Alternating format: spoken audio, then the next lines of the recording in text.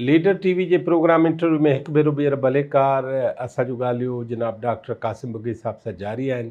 क़ासिम बुगी साहब हाणे ॻाल्हायो पे 4 शागिर्द, 2 शागिर्दियाणियूं ऐं अब्दुल जब्बार जूणेजो ऐं महरम ख़ान ऐं ॿिया उस्ताद उन्हनि खे पढ़ाईंदा, गुलाम सिंह पठान साहब वारा ऐं पढ़ाईंदो हिकिड़ो, इम्तिहान ॿियो वठंदो। हा, पोइ छा थियो साईं? भला 4 शागिर्दनि जा नाला यादि अथव? हा, ॿुधायमि त मोलाबश लिगारी। हा, उहो न ईंदो न? हा, मतिलबु रेगुलर शागिर्द। हा, उनजी एडमिशन हुई, पर कॾहिं कॾहिं हलो आहे करणु अची वेंदा, न त न दुआ सलाम लाइ ईंदा। हबीबुल्ला नाले जो कोन ईंदो। दीदार बलोच कॾहिं कॾहिं इब्तिदाई 2-3 महीना आयो, सो बि मश्किरी लाइ ईंदो। बाक़ी 2 छोकिरियूं ऐं 3 रेगुलर हूंदा। छोकिरियूं कहिड़ियूं हुयूं? ऐं रज़िया मेमण ऐं नजमा शेख, 2 मीपुखा जूं छोकिरियूं हुयूं ऐं ॾाढो खणींदो हुयुसि। अक्सर डॉक्टर अब्दुल जब्बार जूणे जो पढ़ाईंदो शाह लतीफ़ प्रियस में। रज़िया मेमण उहा ई आहे जंहिंसां तव्हांजी पोइ शादी थी आहे? मुंहिंजी, हा, मतिलबु 80 में शादी। मतिलबु पोइ शादी थी? हा हा, 4 साल पोइ, 3-4 साल। हा, जॾहिं ठीकु थियो। अब्दुल जब्बार जूणे जो असांखे शाह लतीफ़ पढ़ाईंदो हो ऐं सिंधी अदब जी तारीख़ पढ़ाईंदो हो। ऐं अब्दुल जब्बार जो आवाज़ु थोरो जो असां 3-4 शागिर्द हूंदा हुआसीं त हू तमामु आहिस्ते ॻाल्हाईंदो, निफ़ास सां ॿुधण में घटि ईंदो हो। पर उनजी असांखे पढ़ाइण जे अट्रैक्शन कॾहिं कोन कयो। ॼाण हुन में तमामु घणी हूंदी, मुतालो हुनजो तमामु घणो हूंदो। पर मूंखे थोरो पाण खे उन वक़्तु थोरो पाण जे लाइ महसूसु थींदो त इहो सभु मुंहिंजो पढ़ियल आहे। शाह लतीफ़ खे अॻे तमामु घणे नमूने सां पढ़ी चुका हुआसीं, मुख़्तलिफ़ हवालनि सां, ऐं अदबी तारीख़ ते बि सुठो हिकिड़ो मुंहिंजो मुतालो हूंदो हो, त उनजो क्लास में बि घटि आणींदो हुअसि। ॿियो हूंदो प्रोफेसर महरम ख़ान, उहो पढ़ाईंदो लोक अदब। उनजे पहिरें ॾींहं जो क्लास ॾाढो ज़बरदस्तु आहे, चो त तव्हांखे ॿुधायां। उन में दीदार बलोच, 2 छोकिरियूं ऐं 4 ॼणा वेठा हुआसीं पहिरें क्लास में। छोकिरा नालो ॿुधाए? त पहिरें दीदार बलोच। हिकिड़ो मिंट त बीहो, मूंखे हिकिड़ी ॻाल्हि सम्झायो। तव्हां ही आर्ट्स फैकल्टी में आहियो? जी, क्लास फैकल्टी। उनजे सिंधी शोबे में आहियो? सिंधी शोबे। सिंधी शोबे में 1975, 74, 73 में इहे 4 शागिर्द पढ़णु अचनि था? हा, प्रीवियस में। प्रीवियस। ऐं इम्तिहान जॾहिं ॾींदा त 50-60 पूरे सिंध मां प्राइवेट एक्सटर्नल स्टूडेंट वेहंदा हुआ। अॻे एनुअल सिस्टम हूंदो हो, यूनिवर्सिटी में सिर्फ़ु 4। डॉक्टर, तव्हां खां मां किसो त ही पुछां थो। मूंखे हिकिड़ी ॻाल्हि ॿुधायो, कंहिं बि लम्हे पढ़ंदे अव्हांखे जेके ॿ आहिनि, हबीबुल्ला नाले जो त कोन थो अचे, मां लगारी साहब बि नथो अचे, अव्हां जो अदी रज़िया आहे, ॿिया आहिनि, इहो ख़्यालु थियव त तव्हां पहुता किथे आहियो जो 4 ॼणा सॼी सिंध जा? न रुॻो असांखे ख़्यालु थियो, 2 माण्हू, सैयद ज़फ़र हसन शाह ऐं प्रोफेसर महरम ख़ान। ज़फ़र शाह साहब मां थियो जाग्राफी जो प्रोफेसर, ऐं महरम ख़ान सिंधीअ जो प्रोफेसर। ज़फ़र शाह खे पहिरें ई हफ़्ते में ख़बर पइजी वई थी स्टूडेंट लीडर आहे क़ासिम बुगियो, कुझु तक़रीर वक़ीर कईसीं किथे, त अची मूंखे पकड़ी आर्ट्स फैकल्टी में गाॾीअ में विहारे वठी हलियो पंहिंजे डिपार्टमेंट में। कि तूं पढ़ियो लिखियो छोकिरो हुई, तूं सिंधी पढ़ण यूनिवर्सिटी में आयो आहीं? मूं चयोसीं मूंखे शाह लतीफ़ पढ़ो। तो शाह लतीफ़ खे पढ़ण लाइ MA करणु ज़रूरी आहे छा? शाह लतीफ़ मूंखे बि अचे थो, मां बि पढ़ियो आहियां। मूं चयोसीं शेख अयाज़ कमु करो। शेख अयाज़ में उनखे बि डिग्री जी कहिड़ी ज़रूरत आहे? तूं छॾ, सम्झ, जाग्राफीअ में अचु, हिते असांखे माण्हुनि जी ज़रूरत आहे, जाग्राफी में माण्हू कोन्हनि के, तुंहिंजो कैरियर ठहंदो, तोखे स्कॉलरशिप बि ॾींदुसि, हिते ठह। तमामु हिकु दफ़ो न पर 10 खां वधीक पहिरें सॼे साल मूंखे हुन कन्वेंस कंदो रहियो। प्रोफेसर महरम ख़ान जॾहिं पहिरें तारुफ़ जो तव्हांखे ॿुधायो पिए, त जीअं तारुफ़ थियो त उन तारुफ़ में पुछियो मार्कूं घणियूं अथई BA में? त हू ॿुधायो साईं इकोनॉमिक्स में 58 आहिनि, पॉलिटिकल साइंस में 56 आहिनि, उन वक़्तु इस्लामियात, सिंधी, उन्हनि में थोरियूं निस्बतनि घटि, 2nd क्लास BA ई मुंहिंजी। चरियो हुई तूं इकोनॉमिक्स हेॾो शोभो आहे, हुनजो हेॾो पंहिंजो कैरियर थो वञाई, निकुर सिंधीअ मां तूं। ही छोकिरियूं अचनि जिन खे मास्तरी करणी हुजे, वञी प्राइमरी टीचर थींदा ई थींदा, तंहिंजे करे नथो। ॿिन्ही मूंखे ॾाढी नेक नीति सां कोशिशि कई, पर हिते का शइ वेठल हुई। ऐं मुंहिंजो दिलचस्पी न को नौकरीअ सां हुई, न को डिग्रीअ सां, या को मुंहिंजो इंट्रस्ट हिते प्रोटेक्शन आहे यूनिवर्सिटीअ में, शागिर्द रहंदासूं, आख़िर में MA करे वञी ॻोठ किथे प्राइमरी मास्तर थींदासीं, अला अला ख़ैर सलाह, ये थियासीं त न त घर में सभु कुझु हुयो, कोई नौकिरीअ जो कॉन्सेप्ट हुयो ई कोन, सभु नौकिरी लाइ था पढ़ूं।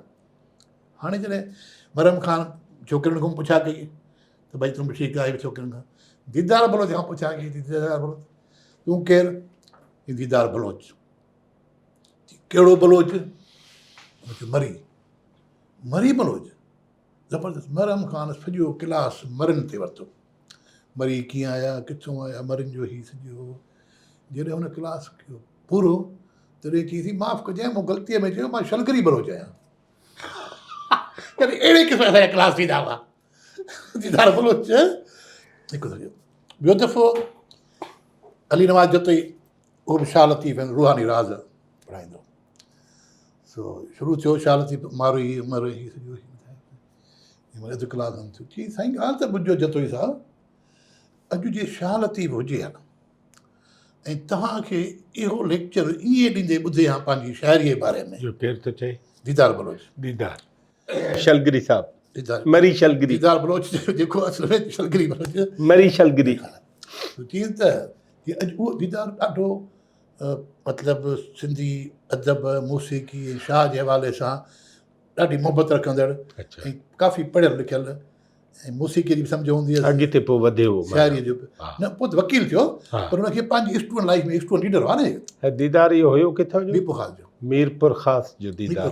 हा, ऐं मूंखां असांखां 2 साल अॻु इंटरनेशनल रिलेशन में MA करे चुको हो, हीउ BA में पियो करे, अॻे इजाज़त हूंदी BA में कयो 3 में कयो।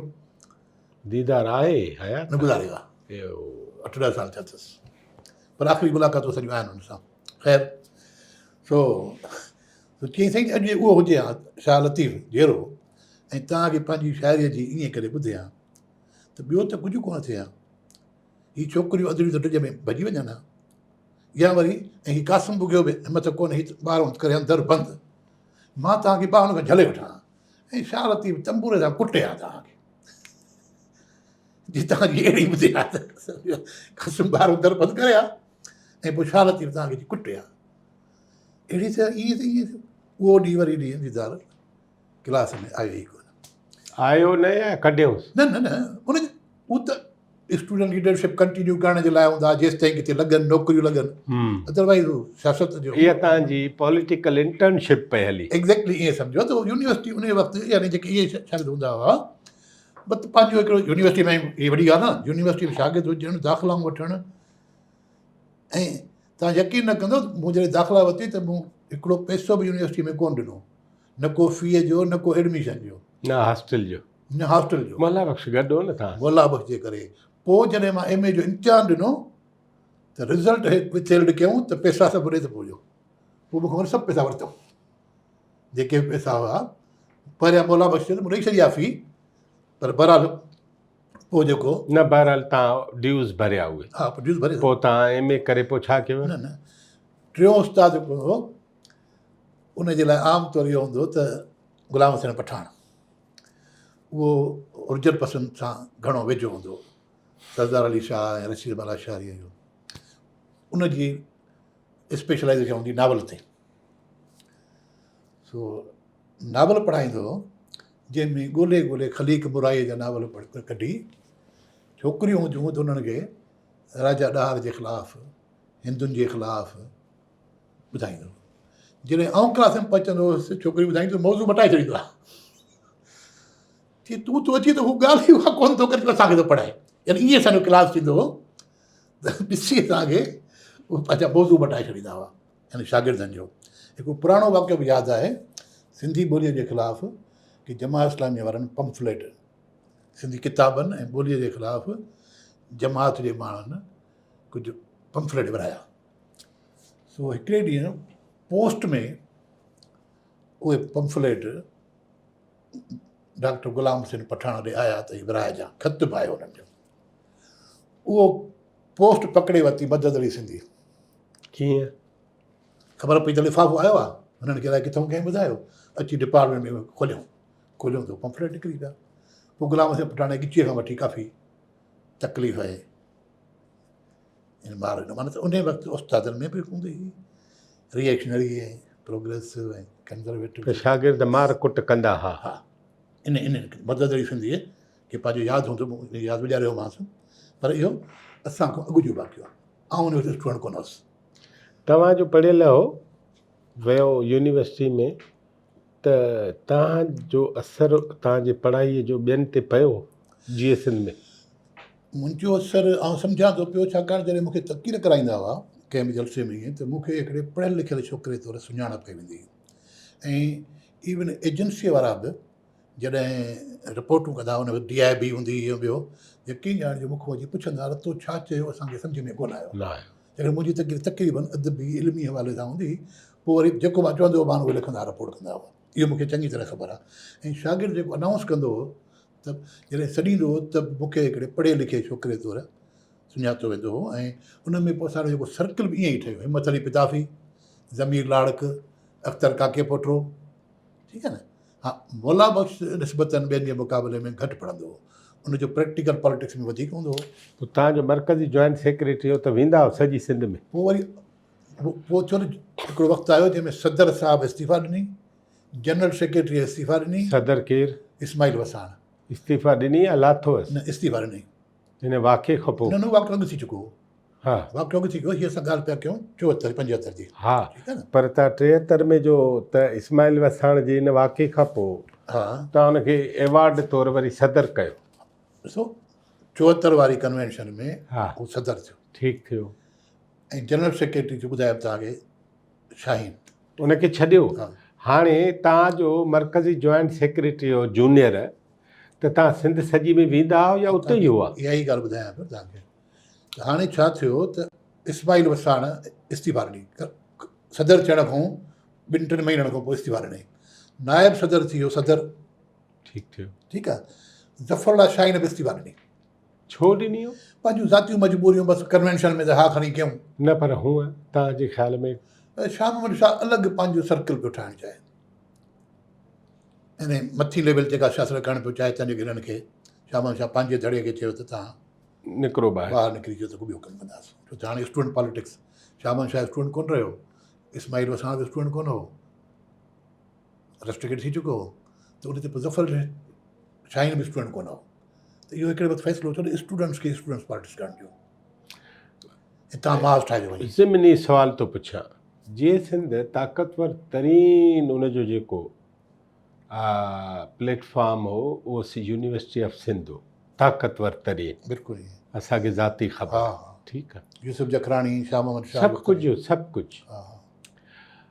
त बि तव्हां रस्टिकेशन ऑर्डर हिन जे ख़िलाफ़ु न कढाए रिमूव न कराए सघियो? न, इस्माइल जी? न। या इंट्रस्ट कोन हो? हा, ॾिसो इहो वाक़ियो आहे उहो जेको तव्हां चओ था न 73 आइन वारो। हा, हा, आउं आयो आहियां 75 में। हा, असां खां 2 साल अॻु जो वाक़ियो हो। हा, ठीकु आहे। ऐं हिननि खे जीअं रस्टिकेशन थी गिरफ़्तार बि थिया, कुझु हलिया विया। पोइ हलिया विया। मुतालबा थींदा रहंदा हुआ। हा, हर मुतालबे में मतिलबु जॾहिं शागिर्दनि मुतालबा थींदा त में रस्टिकेशन वापसि कयो, सिंधी ॿोलीअ खे बहाल कयो, केॾो हिकिड़ा मुतालबा हूंदा। पोइ कुझु मुतालबा मञिबा हुआ, कुझु कोन थींदा हुआ, पर हिननि जी रस्टिकेशन वापसि कोन थी। हाणे उन बि इस्तीफ़ो ॾिनी। हाणे मौला बस थी वियो सदर, अली हसन शाह थी वियो जनरल सेक्रेटरी। न, अली हसन शाह बि इस्तीफ़ा ॾिनी।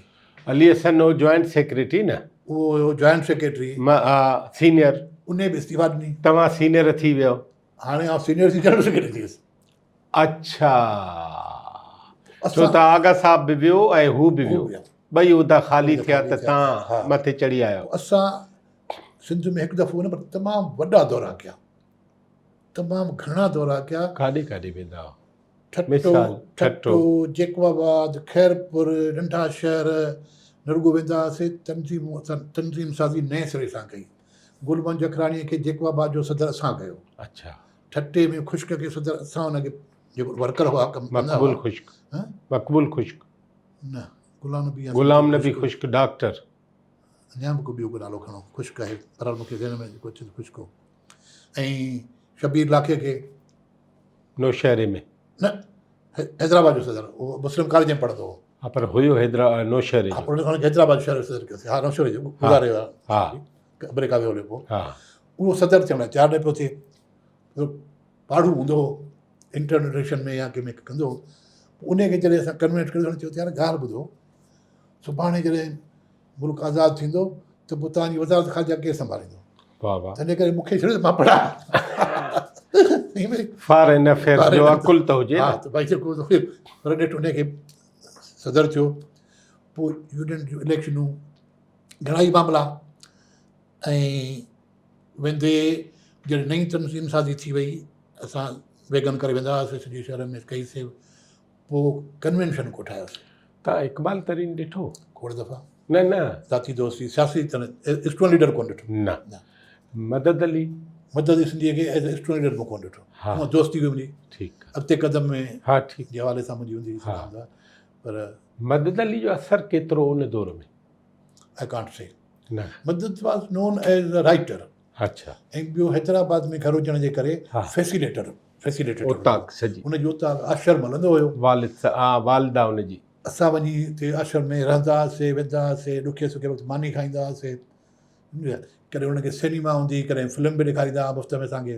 सिनेमा हूंदी आहिनि? हा, हुनजो भाउ वॾो मुमताज़ कुरैशी, हिननि जी सिनेमा हूंदी कैसर। अच्छा अच्छा। हैदराबाद में। पोइ कॾहिं टिकेट असांखे दोस्तनि खे वठी वञी करे कुझु शो ॾेखारे छॾींदा, पाकिस्तानी फिल्मूं ॾिसंदा हुआसीं। इन हिसाब सां हूंदो आश्रम में को न को सदाई रहियो पियो हूंदो। उहो आख़िरी वक़्तु ताईं घणे वक़्तु हलियो। शहर जी गाॾी खाते में हिननि जो घरु हूंदो मथे। ऐं अधी उते तारक अशरफ भरिसां रहंदो हुअसि, गुराणे जी बुगुल भरिसां रहंदो हुअसि, नजम अब्बासी हुनजो पंहिंजो अधु बि हल्के में हिकिड़ो वॾो वरी अॻिते कदम बि कढंदो हो, कहाणी बि लिखंदो। हाणे तव्हां मास्टर्स पूरी कई? न, अञा मास्टर्स में जेके वॾा वाक़िया थिया। हा। हिकिड़ो त 4 मार्च जो जलसो असांजे वक़्त जो जेको आहे आख़िरी आहे। उनखां पोइ वॾो जलसो कोन थी सघियो। ठीकु। कन्वेंशन थियो। असांजो हमेशह इहो हूंदी रिवायत त 17 जनवरी ते साईं जेम्स जी सालगिरह खां अॻु में कन्वेंशन थींदो हो, नवां उहिदेदार थींदा हुआ, पोइ साईं जेम्स जी सालगिरह थींदी हुई। ठीकु। ठीकु आहे। असां 75 जे कन्वेंशन में या 76 जे कन्वेंशन में हिकिड़ो मिसहैप थियो, हिकिड़ो वाक़ियो थियो, तमामु वॾो वाक़ियो, जंहिंमें अख्तर काके पोटे खे गोली लॻी। छा में?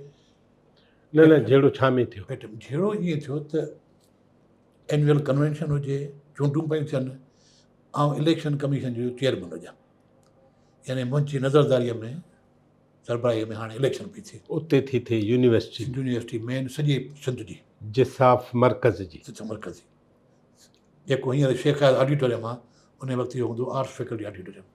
उन में अख्तर काके पुट हुजे यूनिट जो सदर, सिंध यूनिवर्सिटी यूनिट जो, उहो गेट ते बि ॾिसी परमिट ॾिसी पंहिंजो मेंबरशिप कार्ड ॾिसी नंबर ॾिसी पोइ अंदरि वोट कास्ट करण लाइ छॾे पियो। हिकिड़ो हमराह आयो तव्हांजे ॻोठ जो, उन चयो त मुंहिंजो वोट आहे। केरु? अहमद यार खुआवड़, शादात कोट वारो। शादात कोट। ठीकु।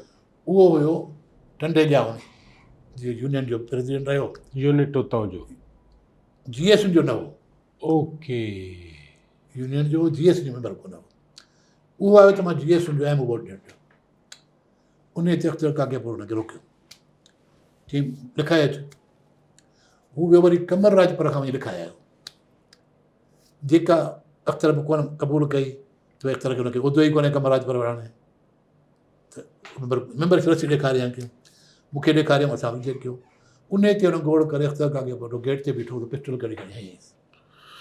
कमर हुनखे सपोर्ट कयो, खुआवड़ खे। उहे जेके निकिरी चुका न शाम वंशा ॿिया, उन्हनि अलॻि वञी ग्रुप हिकिड़ो ठाहियो जेके असांजे मामलनि में इंटरफेरेंस कंदा हुआ। पाण बाज़ बि कोन करे सघिया, पर उहे हाणे ॿाहिरि हुआ त असांजे मामलनि में इंटरफेरेंस कंदा हुआ। तंहिंजे करे असां मूवमेंट हलाए नई तनज़ीम ठाहे सॼो कमु करे वर्क करे आयासीं त हाणे नए सिरे सां तनज़ीम ठाहियूं।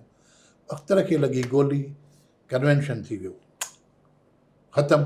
धरम भरम उन वक़्तु रमतला इस्माणी, कमर राजपर, इहे वरी उन्हनि सां हुया गॾु। अच्छा। हा, सो बराबरि। ऐं इनायत इस्माणी बि हुननि सां? इनायत इस्माणी बि हुननि सां, रमतला इस्माणी जो भाउ, उहो नंढो रमतला वॾो, कमर राजपर, ॿिया बि घणा थोरा नाला अची वेंदा सारा दोस्त। ख़ैरु डिस्पर्स थी वियो, कन्वेंशन बि कोन थी सघियो, ऐं सालगिरह बि कोन थी सघियो। राजा रहीम गिरफ़्तार थियो, ऐं अख़्तर काकेपुर अस्पताल में एडमिट थियो। राजा रहीम केरु आहे? इहो जेको खुआवड़ ॿुधायो न, अहमद उनखे यार राजा राजा राजा चवंदा। चवंदा हा। अच्छा। राजा रहीम यार खुआवड़, अहमद यार खुआवड़ जो भाउ आहे जेको मां सम्झो। असांजो प्रोफेसर जेको हुनजो भाउ, डिसेंट माण्हू अदरवाइज़ तमामु सुठो अख़लाक जो, ॿियो टपराणे सियासी तरह हिकिड़ो थियो ऐं इहो थी वियो वाक़ियो थियो। बहरहाल तंहिंखां पोइ आयो 4 मार्च जो जलसो। 4 मार्च जो असां जलसो कयो ऑर्गनाइज़ त भई ओल्ड कैंपस में था कयूं, वॾे नमूने ऑर्गनाइज़ था कयूं। हितां मेन कैंपस मां वेंदा शागिर्द, सॼी सिंध जा शागिर्द उते ईंदा ऐं अख़्तर काकेपुर छाकाणि त गोली लॻी आहे हुनखे, वधीक पॉपुलर बि थियो ऐं वधीक हुन में बची वियो हुन मां, सदारत उहो कंदो। उन ते ॿिए दड़े ग़ुलाम अहमद जखराणी ऐं ॿियनि माण्हुनि सां मिली, ग़ुलाम अहमद जखराणी जेको GSM जो कोन हो, उहो आज़ादु, यूसुफ जखराणी जो सोट मासात हूंदो, ऐं कमर राजपर ऐं शाम शाराण सां मिली हिननि इहो असां ते प्रेशर रखियो त अख़्तर काकेपुर सदारत न करे, छो त इन जे ॾोह में असांजो दोस्त जेल में पियो आहे अञा ताईं, असांजो दिलि त उहो थींदो। पर जेसि ताईं जाम शोरे खां शागिर्द बसूं भरे हैदराबाद पहुचनि, उन खां अॻु में जलसे ते फायरिंग करे जलसो फिटाए छॾियो। 4 मार्च जो हैदराबाद जो आख़िरी जलसो थी, तंहिंखां पोइ अॼु ताईं 4 मार्च जो जलसो कोन थियो आहे। जलसो थियो, डिप्रेस थी वियासीं। हाणे हुते केरु आहिनि फायरिंग करण वारा? नाला त कोन थो ॿुधाए सघां, पर ॿियो ग्रुप असां चई सघूं था फायरिंग कंहिं कई। न पर यार तव्हांखे कंहिं ॿुधायो हूंदो न त केरु केरु आया? हा केरु आया? ग़ुलाम जखराणी हा ऐं शायदि जनता हिसबाणी वारा हुजनि, हा पर ऐं शायदि उन्हनि जो वक़्तु इहो त भई इन्हनि कई आहे। ठीकु आहे। इहो जेको ॿियो ग्रुप आहे जेको राजा रहीम, जेके सपोर्टर हुआ राजा रहीम जा, छो हुन दोस्त जेल में पियो। हाणे जॾहिं उहो थियो त असां डिप्रेस बि थियासीं काफ़ी, ऐं परेशान बि थियासीं। सो ॾींहं ॿ तरसी शिकायत खणी वियासीं साईं GM साहिब वटि, त थी आहे नी असांखे हाणे कमु करणु कोन था ॾियनि, जेके तव्हांजा खड़ताली आहे न या सालीन, इहे खड़ताली सॾिबा? हा खड़ताली या सालीन, सालीन त तव्हां हो न? हा खड़ताली हुआ। हा उन में अशरफ खुआवड़ ॿिया घणा उन्हनि सां गॾु हुया, जेके न दोस्त यादि था अचनि, मतारो डायरी, हा इहे सभु नौजवान उन वक़्तु। हैदर शाह बि खड़ताली थी वियो, कादर जतोई बि। हा हा बिल्कुलु हा न? हा हा बिल्कुलु सही। कादर जो न आयो नंढीअ में अञा, हा 2 साल नंढो आहे असां खां। हा असां वियासीं साईं GM साहिब वटि। हा साईं GM साहिब इत्मीनान सां असांजी ॻाल्हि ॿुधी। असां केरु वियासीं? ज़मीर लाड़क जेको स्टूडेंट यूनियन जो प्रेसिडेंट हो, ठीकु हो। मौला बख्श लिगारी प्रेसिडेंट, अख़्तर काकेपुर हिम्मत अली पिताबी वाइस प्रेसिडेंट, ऐं आउं जनरल सेक्रेटरी हुन वक़्तु जेको कुझु ॾींहंनि लाइ जेको एडिशनल चार्ज हुयुसि। असां वियासीं, साईं खे ॿुधायूंसीं ॻाल्हियूं। साईं ॿुधी कि मां ॻाल्हि सॼी सम्झी आहियां, मूंखे सॼी ख़बर आहे, इहे तव्हांखे कमु करणु कोन ॾींदा, तंहिंजे करे तव्हां छॾियो, कमु न कयो तव्हां छॾियो GSM। अच्छा, मुंहिंजो तव्हांखे हुकुम आहे, तव्हां छॾियो। हुननि जे हवाले कयो, भली हू संभालनि। उहे ॾुखिया आहिनि, ॾिंगा आहिनि, माण्हू माराईंदव, नुक़सानु थींदा, तव्हांखे कमु करणु कोन ॾींदा। मां ॾिसां वेठो तव्हांखे, वॾी महिनत कई आहे, तव्हां करे आया आहियो, वॾी सारी सॼी सिंध घुमी कन्वेंशन करे, तव्हां छॾे ॾियो। असां इहा उमेदु न पई कई, पर साईं जो हुकुम अची न, ऐं तव्हांखे अलाह बचायो बरणास्त हुजा। ऐं हितां प्रेस कॉन्फ्रेंस तव्हांखे लिखियो, सुभाणे तव्हां प्रेस कॉन्फ्रेंस करे इस्तीफ़ा ॾियो। हारी अॻुवान ॾिनई तव्हांखे, गॾु हूंदो बरणास्त साईं सां वेठो हुन वेठो, त इहो तव्हां ईंदो ऐं प्रेस कॉन्फ्रेंस लिखी ॾींदासीं। इहा प्रेस कॉन्फ्रेंस करे तव्हां बुनियादी मेंबरशिप तां इस्तीफ़ा ॾियो, उहिदनि तां बि बुनियादी मेंबरशिप तां। ॿिए 3 ॾींहं ते अलाह बचायो बरणास्त खणी आयो। असां वियासीं हैदराबाद प्रेस क्लब में, असां वञी इस्तीफ़ा ॾिनी। इस्तीफ़ा ॾियण खां पोइ थियो हुयो त मुंहिंजो इस्तीफ़ा ॾिनी, त मूं वरी बाक़ाइदे इस्तीफ़ा ॾिनी।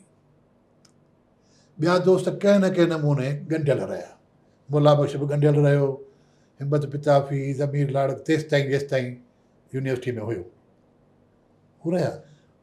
हाणे मार्च में थियो त अलॻि, ठीकु आहे। मार्च में 20 साल शायदि, हा 20 साल, 75 जो वाक़ियो आहे, 76 में वरी अची वियो शेख अयाज़, VC थी। उनखे अप्रैल, वाइस चांसलर तॾहिं उन चार्ज वरिती बलोच साहब खां। हा अच्छा बुलोच साहब ॿुधाईसीं। बुलोच साहब सादी ज़िंदगी रहंदो पंहिंजे घर में हो, गाॾी खाते वारे में, वीसी हाउस में कोन रहंदो हो, ठीकु आहे। ऐं बुलोच साहब जी बि घणियूं ॻाल्हियूं सुठियूं। उहो त ठीकु आहे, अॻिते हलो। अयाज़ अची वियो। अयाज़ अची वियो मार्च जी का तारीख़ हुजे, ऐं अयाज़ जे ख़िलाफ़ु अॻे ई ज़िंदगी रिसाले में, मुख़्तलिफ़ जमात इस्लामी रिसाले में अयाज़ जे ख़िलाफ़ु बाहि भरी